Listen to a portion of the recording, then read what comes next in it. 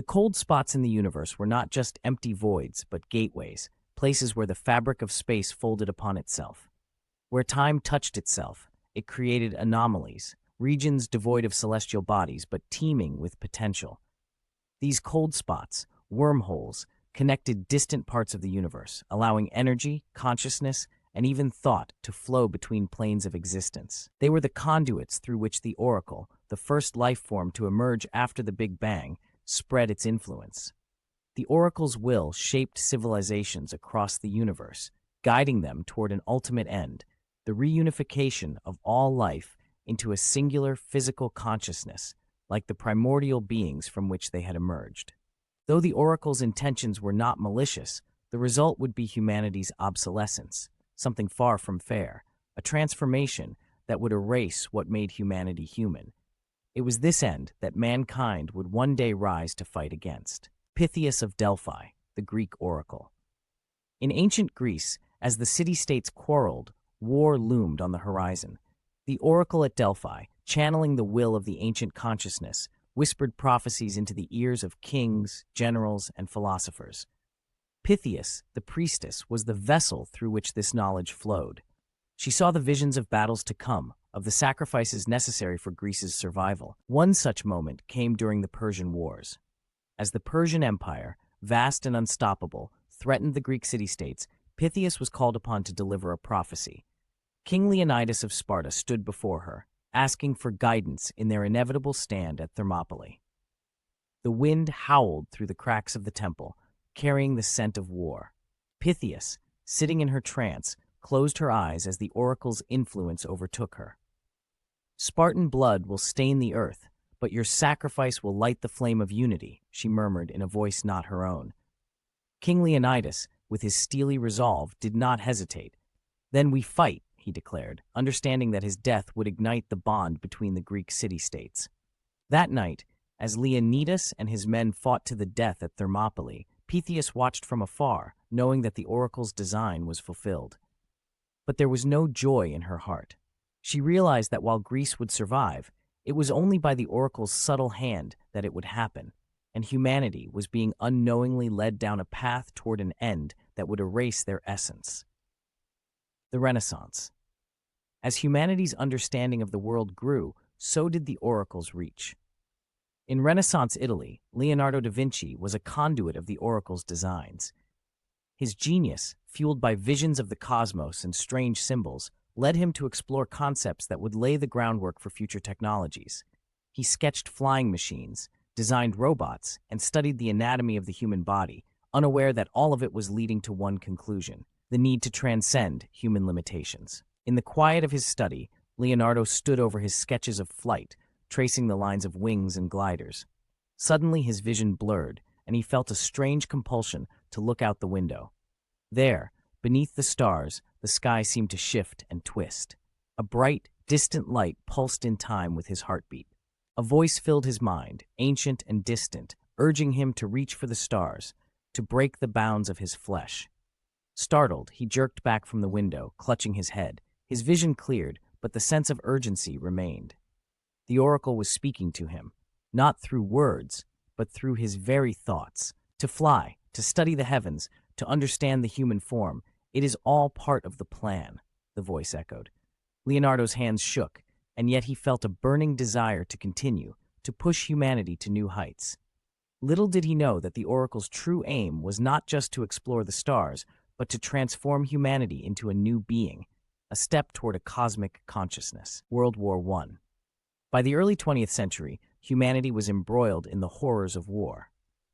Theodore, an officer in World War I, unknowingly followed the oracle's directives. The war was not just about power and territory. It was a carefully orchestrated move by the oracle to accelerate humanity's development through shared suffering and trauma, pushing them toward greater unity and technological advancement. Amidst the brutal trenches of the Western Front, Theodore stood at the front lines, the stench of death and gunpowder thick in the air. He had received no word from his superiors, yet he was compelled to lead his men forward into the hellfire of no man's land. As shells exploded around him, the oracle's voice spoke clearly in his mind. "This war, this devastation, will bring you closer, The world will change, and you will shape it. Theodore's heart pounded as he charged, the world around him fading to a blur of chaos. The oracles will course through him, urging him onward, his body moving not by his own will, but by the unseen hand guiding him. In that moment, he understood that his actions were not entirely his own. He was being led, pushed by an unseen force toward a future he could never have imagined, one where humanity's very essence would be changed forever. World War II. During World War II, Heinrich, a German scientist, made a discovery that would shake the foundations of reality itself. While researching quantum mechanics, he uncovered strange patterns in space-time. His work brought him closer to understanding the cold spots, the wormholes through which the Oracle had been communicating with civilizations across the universe. Late one night, Heinrich sat in his lab, studying the data that had consumed his life for years. As he plugged new figures into his machine, the room suddenly grew cold. The air crackled with static, and a strange pulse of light erupted from the machine. The cold spot, a dark anomaly in space-time, appeared before him. His eyes widened as a voice, not from any human source, filled his mind. You have unlocked the gateway. The path to understanding the universe is now open to you. Heinrich's breath caught in his throat as he realized the truth. He had discovered the Oracle. It was not a god, but an ancient consciousness, seeking to guide all life in the universe to a singular goal, a transformation beyond comprehension.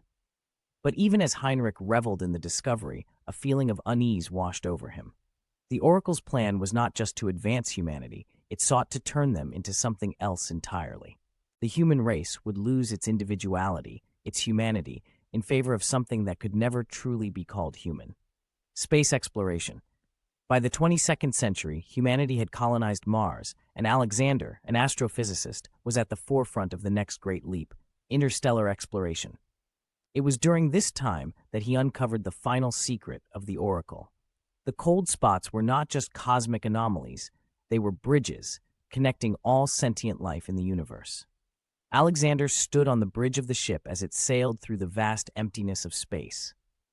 The cold spot lay before him, a shimmering black void that seemed to draw him in. As the ship passed through it, the universe itself seemed to bend and warp.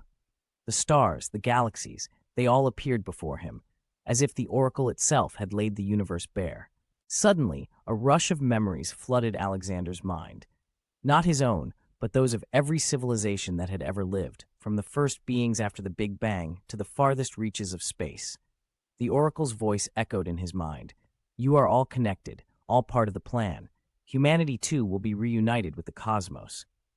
But as Alexander processed the information, a horrifying realization dawned on him.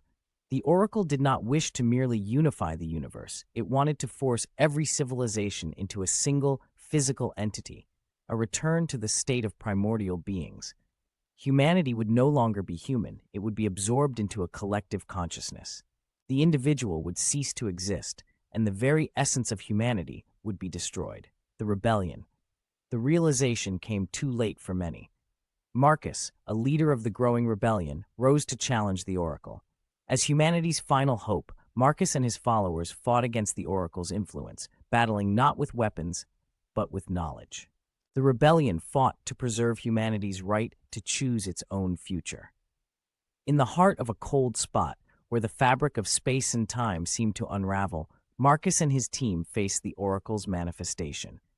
They had traveled through the wormholes, journeyed through the very fabric of the universe to confront the Oracle itself. The cold void stretched around them, an endless abyss. You cannot stop what is inevitable, the Oracle's voice boomed, filling their minds. The evolution of consciousness has begun. Humanity will be reborn. But Marcus stood firm. No, he said, his voice cutting through the Oracle's whispers. We choose to remain human. We choose our future. In that final moment, the rebellion succeeded. The Oracle's influence waned, its once unified consciousness splintering. It no longer had the power to control humanity's fate. The cold spots remained, but no longer as pathways to a unified mind. They became symbols of a future yet to be written, a future where humanity could choose its own path, free from the Oracle's design. Humanity had been freed, but the cost was high. The truth had been revealed. The Oracle's plan was not evil, but it was not fair. The path it sought to lead humanity down would have erased the very essence of what it meant to be human. Now, the universe was wide open, full of untold potential, and for the first time, humanity stood on the edge of the unknown, ready to shape its own destiny.